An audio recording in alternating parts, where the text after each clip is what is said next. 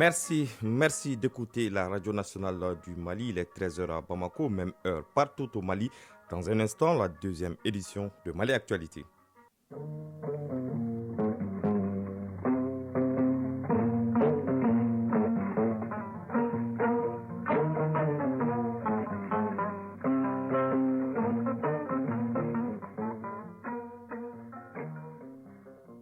Le journal Bemba Sibi. Mardi 20 juin 2023, mesdames et messieurs, bonjour et bienvenue dans ce journal. Tout de suite, les titres. Mettre l'accent sur les énergies renouvelables, c'est l'une des recommandations parmi la vingtaine issue des 15 jours de travaux de la 4e session du Conseil économique, social et culturel. Une session consacrée à la finalisation et à l'adoption du recueil annuel des attentes et problèmes de la société civile. Nous en parlons dès le début de ce journal. Les femmes plaident pour l'élaboration d'un plan environnemental et régional. Elles l'ont fait savoir lors de la cérémonie de clôture de la 24e édition de la quinzaine de l'environnement qui s'est tenue hier à Koutiala. Le point sur cette rencontre avec Brahima Kone. Après le scrutin du dimanche dernier, la Commission nationale de centralisation des résultats du référendum travaille d'arrache-pied pour donner à temps les résultats provisoires du référendum. Le président de l'EJ, que vous allez entendre dans un instant, déplore également certaines informations mensongères véhiculées sur les réseaux sociaux. La chronique Initiative citoyenne de ce mardi nous amène à la découverte de l'association Sigida Iriwaton de Dougoula Koros, située à une quinzaine de kilomètres de Bamako. Elle soutient la population dans le domaine sanitaire, environnemental et même souvent au-delà avec la réhabilitation des routes. Les détails avec Ousmane Dao. En sport football, le rythme du championnat national de Ligue 1 s'accélère. Après la 25e journée terminée hier, à la 26e démarre demain mercredi. Sur le continent, les derniers matchs de la 5e journée des éliminatoires de la CAN Côte d'Ivoire 2023 se jouent ce soir. Le résumé de toute l'actualité sportive avec Daouda Kone. Voilà pour les titres, le développement dans un instant. Une fois de plus, bonjour et bienvenue dans ce journal. Je vous le disais donc dans les titres. Les rideaux sont tombés hier sur les travaux de la 4e session de la 6e mandature du Conseil économique, social et culturel. Une session consacrée à la finalisation et à l'adoption du recueil annuel des attentes et problèmes de la société civile. La session, après 15 jours de travaux, recommande par exemple dans le domaine de l'énergie de mettre l'accent sur l'équipement solaire, éolien et bioénergétique. Une recommandation parmi une vingtaine touchant tous les domaines. La session a aussi fait des motions de remerciement au président de la République, le colonel Assimi Goïta, pour son soutien sans faille à l'institution. Suivons le compte rendu de la cérémonie de clôture avec Modibo Marikou. Des préoccupations des Maliens établis à l'extérieur aux questions de santé et de développement social, des problèmes de la jeunesse à la problématique des énergies, des infrastructures, de l'artisanat et du tourisme, j'en passe. Les recommandations à l'issue de 15 jours de travaux de cette 4e session de la 6e mandature du Conseil économique, social et culturel n'aura rien oublié des soucis les mieux partagés par les Maliens de façon générale. Ainsi, au chapitre de l'énergie et des infrastructures, par exemple, la session recommande Brema Amadou Aïdara, premier secrétaire du bureau du Conseil économique, social et culturel. Mettre un accent particulier sur les équipements solaires, éoliens et bioénergétiques. Promouvoir, encourager et soutenir la création des PME-PMI dans le domaine de la production, de la transformation et de la conservation des produits locaux. Assurer le suivi de la mise en œuvre de l'arrêté d'application du décret portant adoption de mesures d'orientation de la commande publique vers les PME-PMI et la production nationale. Assurer l'entretien courant des routes à temps et en dehors de la période hivernale. S'ajoute la motion de soutien de la session au président de la transition. Des autres motions de remerciement ont été adressées au président du Conseil économique, social et culturel et au personnel de l'institution. Direction Koutiala où a pris fin la 24e édition de la quinzaine de l'environnement qui a été placée sous la présidence du Dr Shogel Kokala Maïga, Premier ministre. Le ministre de l'Environnement, de l'Assainissement et du Développement durable qui a présidé la cérémonie a animé une conférence sur le thème de la Journée internationale de la lutte contre la désertification et la sécheresse, à savoir Femmes, sa terre, ses droits. Ce fut un espace de sensibilisation en faveur de l'épanouissement de la femme et d'un changement de comportement pour une résilience face au changement climatique. D'ailleurs, les femmes ont saisi cette occasion pour plaider pour l'élaboration d'un plan environnemental et régional. Brema Kone pour le reportage. Les femmes étant à l'honneur ont, à travers la présidente de la CAFO, demandé l'élaboration d'un plan environnemental et régional visant à mieux gérer la question de la terre cultivable. Le ministre de l'Environnement, de l'Assainissement et du Développement durable réagit en faveur d'une synergie d'action pour un changement de comportement. Modibo Kone. Je voudrais demander à mes mamans, à mes sœurs et à nos filles de s'impliquer dans la gestion environnementale de leur circonscription. Mais c'est de faire en sorte que nous puissions garder notre environnement afin de pouvoir tirer profit dans le développement de notre pays. Le maire de la commune urbaine de Koutiala a énuméré quelques besoins environnementaux avant de faire le bilan de la quinzaine. Oumar Badameli. La tenue des 2 conférences débats, l'organisation d'une soirée culturelle thématique, la leçon modèle dispensée à l'Institut de formation professionnelle et le reboisement de 300 pieds par la CMDT ont constitué les temps forts de cette édition. En guise de réponse à une interrogation relative aux moyens de la politique environnementale du Mali, le ministre Modibo Kone indique des perspectives prometteuses. Vous allez voir que dans le processus de financement du projet de restauration des terres dégradées, que 87 communes au niveau du Mali sont impactées, dont Koutiala. Et que dans le cadre du FEM, du projet de sécurité climatique, nous avons un financement d'environ 100 millions de dollars pour le Mali, pour les régions de Mopti-Ségou, de Koulikoro, de Nara et une partie de la région de Sikasso. Et donc Koutiala aussi. Donc c'est pour vous dire que les partenaires aujourd'hui sont décidés à reverdir le Mali. Auparavant, le ministre et sa délégation avaient mis à profit une visite de courtoisie pour échanger avec les notabilités et les leaders religieux de la grande mosquée de Koutiala pour une intensification des bonnes pratiques environnementales. Koutiala, Brehima Kone et Samba Daramaïssa pour l'ORTM. Au même moment, ici à Bamako, le secrétaire général du ministère du Développement rural a lui présidé la cérémonie de remise d'équipements à la Direction nationale de l'agriculture, composée de 60 ordinateurs, 60 ondulaires et 60 motos. Ces équipements d'une valeur de 200 millions de francs CFA sont financés par la Banque mondiale. Cette donation s'inscrit dans le cadre du projet d'appui à la compétitivité agro-industrielle au Mali. Le reportage de Agibou Koulibaly. Cette remise d'équipement à la Direction nationale de l'agriculture au DENA vise à dynamiser les nouvelles régions en dotant les services techniques dans les zones d'intervention du PACAM. Oumar Tamboura, directeur national de l'agriculture. Nous sommes très heureux au niveau de la Direction nationale de l'agriculture à travers l'appui important que nous venons de recevoir à travers le projet d'appui à la compétitivité agricole au niveau du Mali. Donc un projet qui est financé par la Banque mondiale, ça dénote vraiment la forte volonté de la Banque mondiale et du projet PACAM à accompagner les structures étatiques pour renforcer nos capacités afin que nous puissions accomplir valablement notre mission qui est d'assurer vraiment l'appui conseil aux exploitants agricoles, les accompagner, les former pour pouvoir les aider à booster la production agricole du Mali et aussi les permettre d'améliorer leurs revenus et aussi de contribuer à l'atteinte de la sécurité alimentaire des populations du Mali. En dotant ainsi la DENA de ses matériels informatiques et de moyens de déplacement, les agents pourront mieux répondre aux besoins des acteurs sur le terrain. Aïdara Fatoumata, coordinatrice du PACAM. Avec la régionalisation qui fait revivre nos territoires, les nouvelles régions, particulièrement celles qui concernent les zones d'intervention du PACAM, ont besoin d'appui afin de promouvoir un développement plus inclusif. Daniel Séméon-Kéléman, secrétaire général du ministère du Développement rural. La mission pour laquelle ces équipements ont été donnés, il faudrait qu'elles puissent continuer vraiment à donner de l'appui conseil rapproché, que les résultats que nous avons déjà commencé à avoir ne reviennent pas à la baisse. Donc que le contact soit vraiment permanent avec les acteurs de la filière.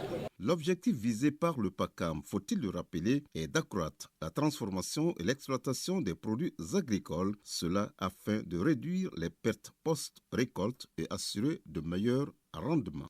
L'opération de contrôle physique des pensionnés de la Caisse malienne de solidarité sociale CMSS a commencé sur toute l'étendue du territoire national. Il se tient du 19 juin au 18 juillet 2023. Pour s'assurer du bon démarrage de l'opération, le ministre de la Santé et du Développement social s'est rendu dans 2 centres de contrôle. Le constat est que ces centres sont désengorgés. Le ministre de la Santé et du Développement social a aussi demandé à la direction générale de la CMSS l'effectivité de la décentralisation du contrôle au niveau des communes du district de Bamako. On en sait plus avec ce reportage de Mamari Koni. Premier jour du contrôle physique des pensionnés de la Caisse malienne de sécurité sociale, les locaux de la direction régionale de la CMSS du district de Bamako et de la maison des aînés sont pris d'assaut par les retraités, ce qui explique l'importance de cette opération. Djiminatou Sangaré, ministre de la Santé et du Développement social. Assurer la durabilité, la pérennité des régimes de pension, c'est un moyen aussi de lutte contre la fraude, c'est un moyen aussi de maîtrise des dépenses techniques de pension. C'est une mesure aussi de bonne gestion. À l'issue de sa visite dans les deux centres, le ministre de la Santé et du Développement social a pris certaines dispositions en vue de faciliter le contrôle physique. Djiminatou Sangaré, ministre de la Santé et du Développement social. Chacun peut faire son contrôle physique dans sa commune de résidence. Les associations de retraités ont été associées à l'opération, d'où cet appel du deuxième vice-président de l'Association des anciens combattants, veuves et victimes de guerre du Mali, le colonel à la retraite Amamaïga. À tous les retraités, vraiment de garder le calme et que le contrôle s'étale sur un mois, du 19 juin au 18 juillet. On va décentraliser pour les anciens combattants qu'ils passent désormais à la maison des anciens combattants. À noter que le nombre de pensionnés de la Caisse malienne de sécurité sociale s'élève de nos jours à environ 64 000. La Commission nationale de centralisation des résultats du référendum travaille d'arrache-pied. Les travaux se déroulent normalement. Ils se tiennent également dans d'excellentes conditions. Déjà, les résultats de 19 000 bureaux de vote sont disponibles sur 24 416, affirme Maître Moustapha Cissé, président de l'autorité indépendante de gestion des élections. Il déplore également certaines informations mensongères véhiculées sur les réseaux sociaux qui affirment que la région de Kidal n'a pas pris part à cette échéance. Écoutons Maître Moustapha Cissé au micro de Boubacar Kanouté. Les travaux se déroulent normalement. Les travaux de la Commission nationale de centralisation ont débuté immédiatement après la fermeture des bureaux de vote. Je puis vous dire que nous travaillons dans d'excellentes conditions. Nous avons des commissions locales de centralisation sur l'ensemble du territoire national qui sont à pied d'œuvre. Et au regard des dispositions de la loi électorale, l'EJ dispose de 5 jours pour la proclamation des résultats provisoires et nous sommes dans les délais. Je voudrais aussi vous dire que depuis un certain temps, nous avons constaté que des individus, de toute évidence mal intentionnés, procèdent à la diffusion d'informations tendant à discréditer le processus ou éventuellement à induire que le scrutin ne s'est pas déroulé ça et là. Je puis vous affirmer que les informations que nous avons, de la conduite des opérations électorales que nous avons suivies, que nous avons menées, le scrutin du référendum constitutionnel s'est déroulé sur l'ensemble du territoire national, y compris la région de Kidal. Je ne voudrais pas rentrer dans des détails pour aller au-delà de ce qui doit pouvoir être dit à ce stade où nous en sommes, mais nous voulons réaffirmer et informer l'opinion nationale et internationale que le scrutin s'est déroulé sur toute l'étendue du territoire national. Nous avons environ 19 000 résultats des différents bureaux de vote qui nous sont parvenus sur à peu près 24 000 bureaux de vote que nous avons. Donc c'est pour vous dire que nous sommes dans les délais et le travail se déroule avec efficacité mais aussi avec efficience.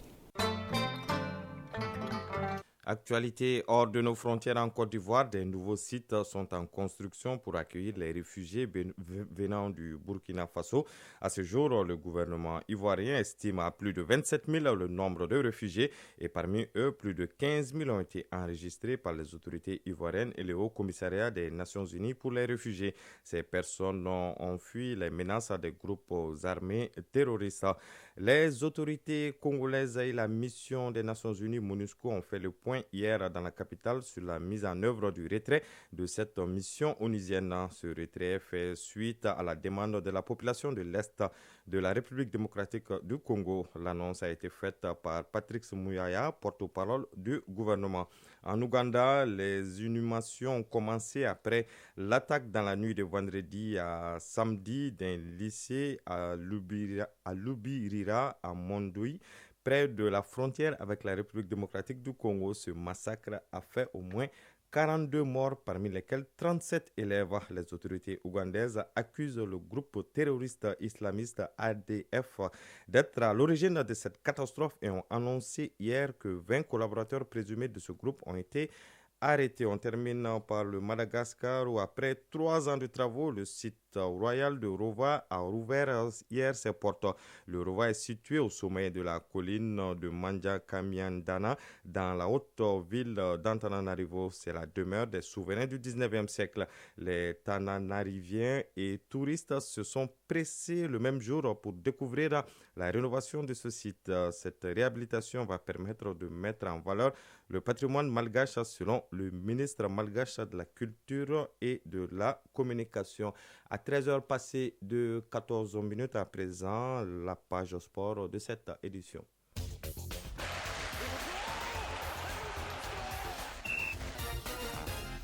Le rythme du championnat national de Ligue 1 s'accélère à peine. La 25e journée terminée hier, la 26e démarre demain mercredi. Et sur le continent, les derniers matchs de la 5e journée des éliminatoires de la CAN Côte d'Ivoire 2023 se jouent ce soir. Le résumé de l'actualité sportive, c'est avec Daouda Kouni. C'est la course contre la montre pour la FEMA Foot. Les 8 rencontres de la 26e journée du championnat national se jouent demain mercredi et après-demain jeudi. D'abord, demain mercredi, à Garanti-Kibougou sur le terrain ASB, l'USFAS 4e au classement défiera le COB 13e du classement. Au stade Moussa Diakité de Boukouni, l'Union sportive de Boukouni offrira son hospitalité à Binga FC. La formation de Yélé Olympique jouera contre l'AS Police sur le terrain de l'AS Real. Et à Kita, l'Union sportive du Cercle de Kita sera opposée à l'AS Real de Bamako. Cette 26e journée s'achèvera demain jeudi avec 4 oppositions. Le stade malien de Bamako affronte Afrique Football Elite AFE. Les hippos rouges du Djoliba AC seront face à l'ASCO. Les autres rencontres à présent, AS Bakaridjan 11 créateurs de Nyarela et l'Afia Club de Bamako, Black Star de Badalaboukou. Avant cela, voici les résultats de la 25e journée qui a pris fin avec 3 rencontres. Le stade malien de Bamako a pris le meilleur sur l'équipe des 11 créateurs de Nyarela 1-0. Le Djeliba AC en mauvaise posture après avoir enchaîné 2 défaites consécutives a retrouvé le goût de la victoire. Le club de Heremakono est venu à bout du Lafia Club de Bamako battu 2-0. L'association sportive de Korofina ASCO a gagné 2-1 contre l'AS Black Star de Badalaboukou. Auparavant, l'AS Real avait battu l'AS Police par le score d'1-0. L'USFAS a dominé l'US Bougouni 3-0. Le COB est tombé face au Binga FC 0-1. C'est par ce même score d'1-0 que l'AFE a eu raison sur Bakaridjan. Le même score d'1-0 a sanctionné la rencontre Yélé Olympique USC Kita. Sur le continent, il reste 3 matchs pour boucler la 5e journée des éliminatoires ce mardi 20 juin avec des rencontres comme Burundi, Namibie, Éthiopie, Malawi et Soudan, Mauritanie. 7 nouveaux pays se sont qualifiés pour la Coupe d'Afrique des Nations Côte d'Ivoire 2023 lors de cette 5e et avant-dernière journée des éliminatoires de la CAN 2023. Il s'agit du Nigeria, de la Guinée-Bissau, du Mali, du Cap-Vert, de l'Égypte, de la Zambie et de la Guinée équatoriale. Ils rejoignent la Côte d'Ivoire, le pays hôte, le Maroc, finaliste malheureux, l'Algérie, l'Afrique du Sud, le Sénégal, détenteur du trophée, le Burkina Faso et la Tunisie. Il reste 10 places à prendre lors de l'ultime journée en septembre 2023. Cette nouvelle pour terminer, à 4 jours du coup d'envoi de la CAN U23, on connaît enfin la composition finale du plateau des 8 participants. Éliminés sur le terrain par le Gabon à l'occasion du dernier tour de qualification, le Cameroun avait déposé une réserve contre un joueur gabonais. Dans un premier temps, le jury disciplinaire de la Confédération africaine de football CAF avait donné raison aux lionceaux indomptables et prononcé la disqualification du Gabon. Mais la Fédération gabonaise de football, FEGAFOOT, avait fait appel et le jury d'appel de la CAF avait prononcé la réintégration. La Fédération camerounaise de football, FECAFOOT, a alors porté l'affaire devant le tribunal arbitral du sport TAS. Et l'instance a rendu son verdict. Dans un courrier publié ce matin, la Fédération gabonaise de foot a annoncé que le TAS a rejeté la requête du Cameroun en s'appuyant sur l'article R37 du Code de l'arbitrage en matière de sport. Ce verdict scelle donc la fin des espoirs de la FECAFOOT. Et le Gabon sera bel et bien basé dans le groupe B de la CAN U23 en compagnie du Mali, du Niger et de l'Égypte. Initiative citoyenne. Le développement à nous-mêmes. La chronique initiative citoyenne de ce mardi nous parle de l'association Sigida Iriwaton de Dougoula-Koro, localité située à une 50aine de kilomètres de Bamako. Elle fait œuvre utile pour la population dans le domaine sanitaire, environnemental et même souvent au-delà avec la réhabilitation des routes ainsi que la construction des ponts au bénéfice de la population. Découvrons cette association dans la chronique initiative citoyenne avec Ousmane Dao. Les habitants de Dougoula-Koro, situés à 50 km de Bamako, se sont constitués en association pour engager des projets de développement de leur localité. L'association Sigida Iriwaton de Dougoula-Koro intervient pour assainir le cadre de vie des populations dans le domaine sanitaire, environnemental, mais aussi la réhabilitation des routes et construction des ponts pour établir des passerelles entre le village de Dougoula-Koro, les localités avoisinantes et Bamako, afin de faciliter la mobilité de la population. Abdraman Dada Sissé, président de l'association Sigida Iriwaton de Dougoula-Koro village. Nous sommes actuellement sur des réparations de voies de route pour que la population puisse rentrer et sortir. Nous sommes là-dessus depuis combien de temps, c'est ce que nous sommes en train de faire. Et on a pu faire aussi centre de santé. On est parti en tant qu'aide, ce n'est pas nous qui l'ont créé, mais grâce aux médecins-chefs de ce centre. Donc, dans l'activité, nous menons beaucoup d'activités. Dans le cadre de l'assainissement des lieux publics, nous faisons tout ça là dans le village. Malgré la volonté, l'envie, la disponibilité des membres de l'association, les difficultés font que Sigida Iriwaton de Dougoula-Koro village ne parvient pas à réaliser les projets de développement. Abdraman Dada Sissé, président de l'association Sigida Iriwaton de Dougoula-Koro village. On n'a pas tellement les moyens pour faire face à nos besoins. Nous demandons chaque fois de l'aide à la population même pour contribuer, pour qu'on puisse faire face à nos besoins. Sinon, on n'a pas vraiment d'autres moyens pour nous faire rentrer des sous pour qu'on puisse faire face à nos besoins. Chaque fois, même tout de suite, nous sommes en train de faire la route Sabalibougou entre Sabalibougou Dougoula-Koro qui ne vaut que quelques 3 km, ça c'est une réparation. Mais vraiment, on est arrêté en bout parce que les moyens nous manquent.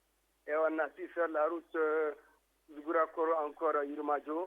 Malgré nos maigres moyens, on a pu faire quelque chose. On a même fait un pont qui a permis à la population de Dougoula-Koro de passer les moments des hivernages. L'initiative de l'association Sigida Iriwaton montre que le développement local passe par les actions endogènes pour agir sur son environnement et avoir un meilleur cadre de vie. À 13h passées de 22 minutes, prend fin ce journal qui vous a été présenté par Bemba Sibi en mise en onde Absi Traoré, une réalisation de Soumao Aïdara, coordination Ousmane Dao. Vous pouvez réécouter cette édition sur nos plateformes numériques grâce à Sekou Traoré qui a assuré la mise en ligne. Ne bougez surtout pas tout de suite. Kanikeita sera là pour les avis et communiqués en bambara et français. Prochain rendez-vous avec l'information, c'est à 19h30 avec Barakissa Ouattara. Bonne écoute radiophonique sur les ondes de la Radio nationale du Mali.